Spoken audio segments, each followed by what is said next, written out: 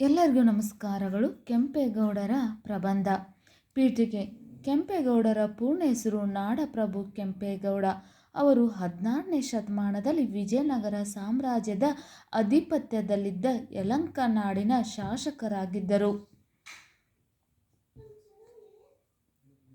ಕೆಂಪೇಗೌಡರ ಪೂರ್ಣ ಹೆಸರು ನಾಡಪ್ರಭು ಕೆಂಪೇಗೌಡ. ಅವರು 16ನೇ ಶತಮಾನದಲ್ಲಿ ವಿಜಯನಗರ ಸಾಮ್ರಾಜ್ಯದ ಆಧಿಪತ್ಯದಲ್ಲಿದ್ದ ಯಲಹಂಕ ನಾಡಿನ ಶಾಸಕರಾಗಿದ್ದರು. ಸುಮಾರು 56 ವರ್ಷಗಳ ಕಾಲ ಸುದೀರ್ಘ ಆಡಳಿತ ನಡೆಸಿ ಜನರ ಒಳಿತಿಗಾಗಿ ಶ್ರಮಿಸಿದರು. ವಿವರಣೆ. ಪ್ರಜೆಗಳ ಸುಖವೇ ರಾಜನ ಸುಖ.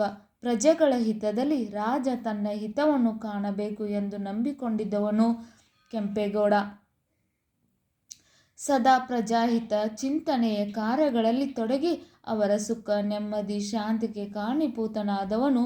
ಅವನು ಪ್ರಜಾಪಿತನೆನಿಸಿ ಯಲಹಂಕ ನಾಡಪ್ರಭುವಾಗಿ ಬೆಂಗಳೂರು ನಗರ ಅಭಿವೃದ್ಧಿಗಾಗಿ ಹಗಲಿರುಳು ಶ್ರಮಿಸಿದವನು ಅವರು ಕೆಂಪೇಗೌಡರು.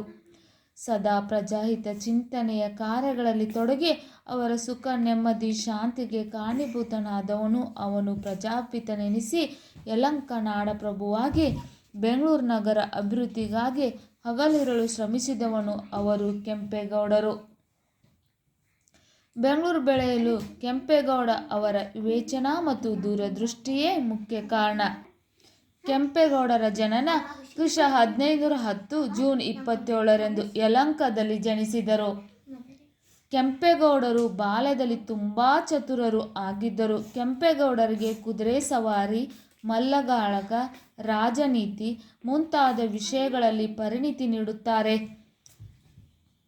1528ರಲ್ಲಿ ಕೆಂಪೇಗೌಡರಿಗೆ ಹಳೆ ಬೆಂಗಳೂರಿನ ಸೋದರ ಮಾವನ ಮಗಳಾದ ಚೆನ್ನಾಂಬೆಯವರೊಡನೆ ಮದುವೆ ಹಾಗೂ ಇದೇ ಸಂದರ್ಭದಲ್ಲಿ ಯುವರಾಜ ಪಟ್ಟಾಭಿಷೇಕವನ್ನೂ ಮಾಡಲಾಯಿತು. ಕೆಂಪೇಗೌಡರ ಅಭಿವೃದ್ಧಿಪರ ನಾಯಕರಾಗಿದ್ದು ಸಾರ್ವಜನಿಕ ಕಲ್ಯಾಣಕ್ಕಾಗಿ ಹಲವು ಯೋಜನೆಗಳನ್ನು ರೂಪಿಸಿದರು.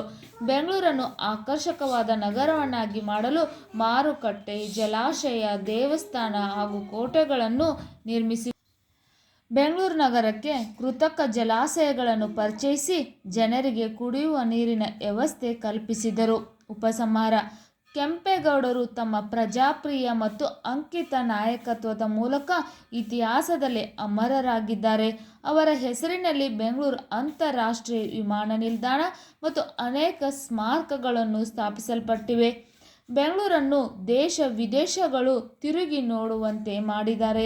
1569ರಲ್ಲಿ ಮರಣ ಹೊಂದಿದ್ದಾರೆ. ಅವರು ಮಡಿದ ಸ್ಥಳದಲ್ಲಿ ಪುತ್ರ ಇಮ್ಮಡಿ ಕೆಂಪೇಗೌಡರು ಅವರ ತಂದೆಯವರ ಸ್ಮರಣಾರ್ಥ ವೀರ ಸಮಾಧಿ ಗೋಪುರವನ್ನು ನಿರ್ಮಿಸಲಾಗಿದೆ.